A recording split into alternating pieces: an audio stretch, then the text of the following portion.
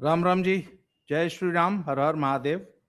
मैं बाबा रामदास और आप देख रहे हैं वज्र घोष। ये हमारा नया चैनल है जिसमें को हमने अभी शुरू किया है और इसमें नए कलेवर के नए तेवर की हम कंटेंट प्रस्तुत करने की कोशिश करेंगे। उम्मीद है आपको पसंद आएगा। आज सुबह से एक वीडियो बहुत वायरल हो रही है पूरे देश में। अब्दुल वहाब नामक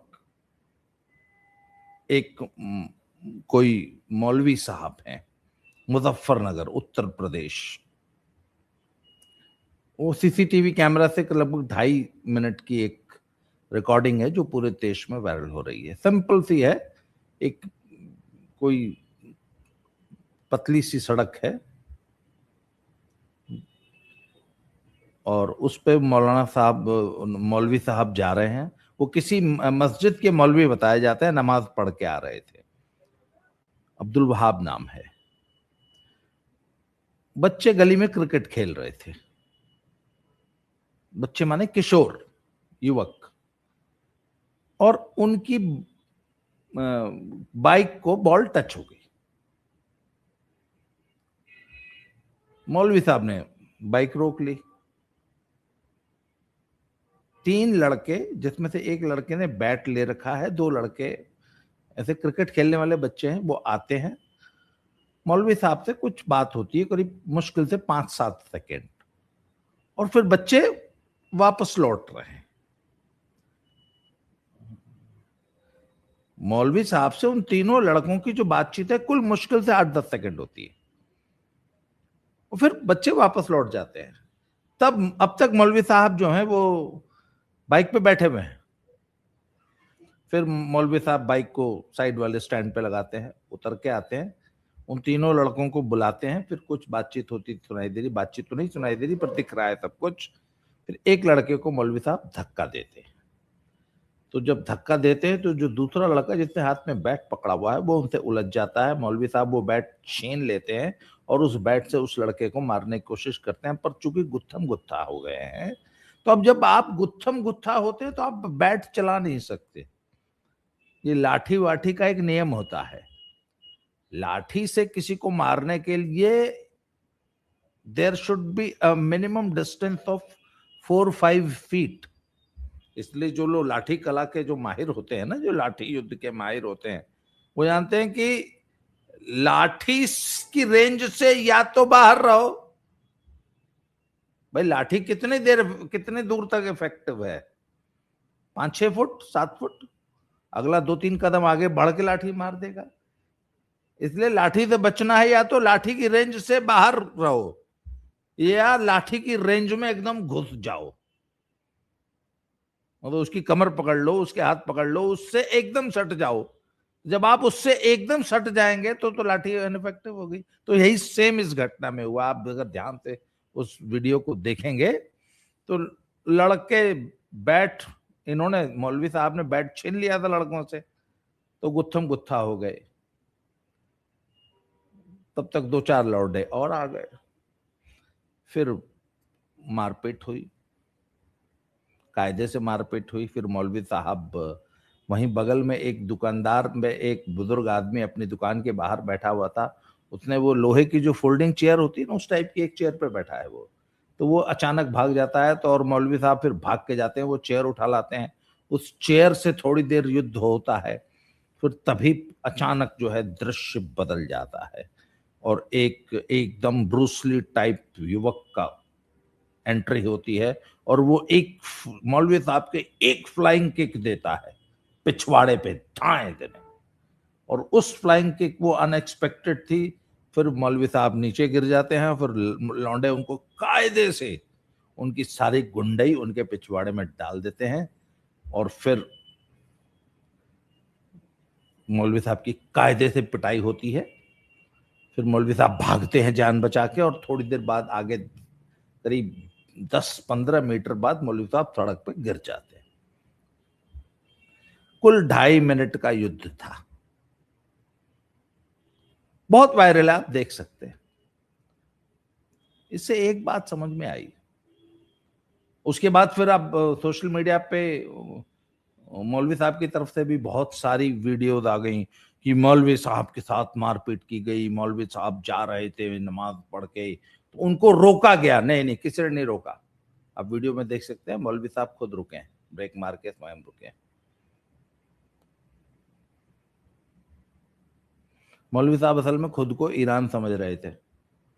उन्होंने ईरान, मैंने ये पोस्ट लिखी है कि मौलवी साहब खुद को ईरान समझ रहे थे, फिर उनने जो है वो धक्का दिया, फिर सारे मिडिल ईस्ट ने और ईरान को जो है कूट दिया पकड़ के, जिसमें इजराइल और अमेरिका भी शामिल थे। अब ये हालांकि एक सामान्य घटना है,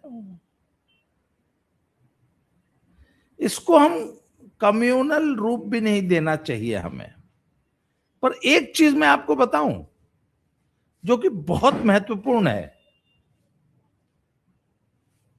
मौलवी साहब ने, आपको नहीं लगता कि सड़क पे पड़ा हुआ बांस जो है वो पिछवाड़े में ले लिया? अरे यार, बच्चे खेल रहे हैं क्रिकेट, उनकी बॉल आपकी बाइक को टच हो गई, आप मुस्कुराओ बच्चों को, अरे बढ़िया बेटा खेलो, शाबाश, कोई बात नहीं, ध्यान से बेटा किसी को चोट न लगे। आप ये बोल के भी तो आगे बढ़ सकते थे, पर नहीं। ये जो गोल टोपी के साम्राज्यवाद और आतंकवाद का जो एनाकोंडा आपकी पिछवाड़े में घुसा हुआ है ना, ये आपको सामान्य व्यक्ति की तरह बिहेव करने नहीं देता, सोचने ही नहीं देता। तो मौलाना साहब भी उसी बीमारी से ग्रस्त थे। लौंडों ने पकड़ के कूट दिया, सारी गुंडई निकल गई। अच्छा, ये लगातार तीसरी घटना हो गई, ये ध्यान दीजिए। सलीम वास्तिक जी वाली घटना, उत्तम नगर वाली घटना, आज एक और नई घटना। उसी तरह एक और घटना बता रहे हैं, दिल्ली में ही और हुई है। इसमें एक चीज नोट करने वाली है, घटना के बाद जैसे हिंदुओं ने व्यवहार किया, जैसे हिंदू उतर के, शुरुआत नहीं की हिंदुओं ने, बट फिनिशिंग हिंदुओं ने की।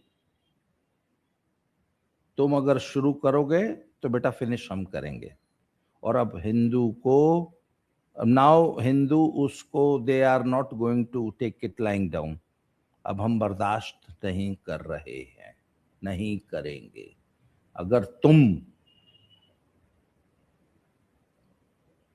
जरा सा 1 इंच बदमाशी करोगे तो बेटा हम 1 किलोमीटर करेंगे। ये पिछली तीनों घटनाओं में हिंदुओं ने बहुत कड़ा मैसेज दे दिया है। 3 में से 2 घटनाएं यूपी में हुई हैं। और एक बात और बताऊं आपको, अखिलेश जी, आपके लिए खतरे की घंटी है। और एक चीज, राहुल गांधी आपको बहुत कायदे से नुकसान पहुंचा रहे हैं। ये जो प्रतिक्रिया आ रही है ना, हिंदुओं की इस तरीके से उग्र प्रतिक्रिया, इसका बहुत कुछ श्रेय मैं राहुल गांधी को देता हूं। अखिलेश जी, राहुल जी आपके लिए भारी मुसीबत पैदा कर रहे हैं। वो जितना मुसलमानों को उकसाएंगे, उतना हिंदू काउंटर पोलराइज होगा। ये नियम है राजनीति का कि हर क्रिया की प्रतिक्रिया होती है। मुसलमान जितनी प्रतिक्रिया देंगे, हिंदू उसकी काउंटर पोलराइजेशन,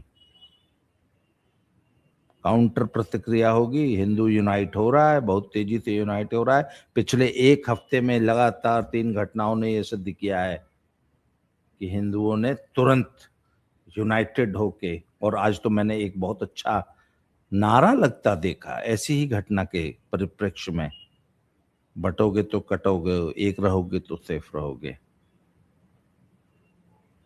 ये अलार्म बेल है और ये बहुत अच्छी बात है कि हिंदू यूनाइट हो रहा है। और एक चीज, उत्तर प्रदेश के 2027 के चुनावों के लिए ये एक पॉजिटिव साइन दिखाई देने लग गया है मुझे।